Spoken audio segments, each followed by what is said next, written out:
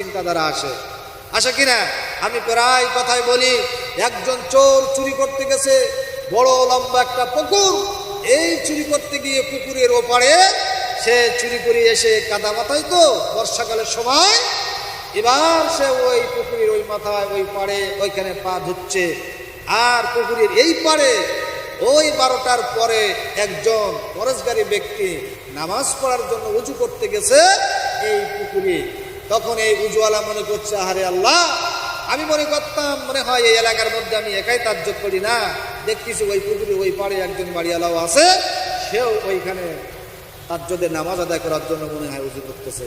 তাহলে একজন নামাজিওয়ালার চিন্তা নামাজিওয়ালার মতো, আর ওই চুরি করালা মনে করতেছে, হায় হায়, আমি এতদিন তো মনে করতাম এই এলাকায় আমি একাই চোর, আমি চুরি করি একাই অর্থ সম্পদ বানাতে পারবো। এ দেখতেছি আরেকজন চোর উৎপত্তি হয়েছে, ও মাথায়ও দেখতেছে ওপারে চুরি করে পা ধরছে।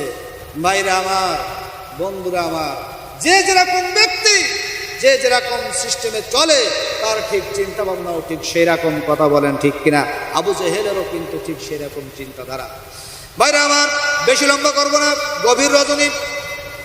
বন্ধুরা আমার, এবার নবীজি সাল্লাল্লাহু আলাইহি ওয়াসাল্লাম চুক্তিতে আবদ্ধ হলেন। এবার উসমানকে বললেন, উসমান, তোমার কাছে কতগুলো দানা আছে? এবার যখন এই কথা বললেন, উসমান বললেন, হুজুর, আমার কাছে 1000, চাইলে আমি দিতে পারবো।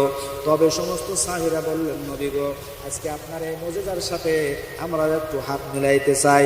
কেউ দিল 100, কেউ দিল 50, কেউ দিল 10টি, এইভাবে করে আর বাকিটা উসমানের কাছ থেকে নিয়ে পূরণ করা হলো। এবার আমরা ইমানদার বলে দাবি করি, নিজেদের দিকে একটু লক্ষ্য করে দেখেন, আমরা কিভাবে ইমানদার বলে আমরা দাবি করব। প্রত্যেকটা জায়গায় আমরা ধরা খেয়ে যাচ্ছি, প্রত্যেকটা জায়গায় আল্লাহর কর্মসূচি থেকে আমরা হারিয়ে হয়ে গেছি, ফাঁক হয়ে রয়েছি। আল্লাহ তাআলা আমাদেরকে কিভাবে ক্ষমা করবে? আল্লাহ রাব্বুল আলামিন কোরআনের মধ্যে বলেন, ওয়া মা খালাকতুল জিন্না ওয়াল ইনসা ইল্লা লিয়াবুদুন। মানুষ আর জিন, এই দুই জাতিকে আল্লাহ তাআলা সৃষ্টি করেছেন শুধু আল্লাহ তাআলার দাসত্ব করার জন্য, ইবাদত করার জন্য। এই ইবাদতের কথা যদি বলা হয়, ভাইরা আমার, অনেকে মনে করে হয়তো বোধহয় নামাজ পড়ার কথা বলেছে, অনেকে মনে করে তাসবিহ তেলাওয়াত করার কথা বলেছে, অনেকে মনে করে সকাল সন্ধ্যা মনে হয় কোরআন তেলাওয়াত করার কথা বলেছে। এইটা মনে হয় ইবাদত না রে ভাই, এটা ইবাদত নয়।